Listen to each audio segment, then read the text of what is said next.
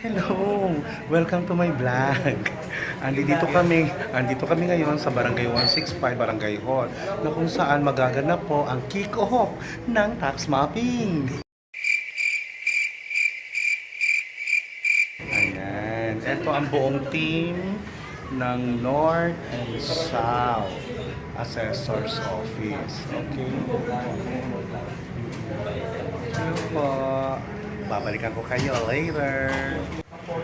Ayan, nakikipag-usap ngayon si boss sa staff ng barangay kung saan talaga yung mga properties. Kasi nga, wala nga kasi kami talagang eksaktong mapa ng mga properties. Habang ang iba kong mga kasamahan ay nag-aabang na lang ng hudyat. A few minutes later. Okay, hello, magandang hapon sa inyong lahat, no? Andito kami, kasama namin si Boss Attorney Fernando Amor. Eto, nagtatrabaho na kami para sa kaibigan, no? Sinatakso pang kaibigan, para naman talaga naman, ito naman ay para sa lungsod. Ito ay talagang tinatrabaho ng aming boss, si Attorney Amor. Okay, we will see you soon again. Bye! A few moments later.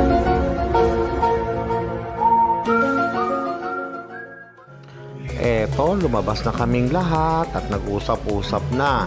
Tiningnang mabuti kung saan ba talaga yung mga properties nakalocate. Ang hirap sa totoo lang i-locate dahil kung asa lang kami sa mapa namin, nasa Kalakhan kasi.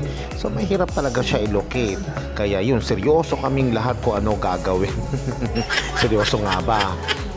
Oo naman, talagang seryoso kaming lahat dito dahil kung di kami seryoso, hindi kami magtutumpukan sa ilalim ng tirik na araw.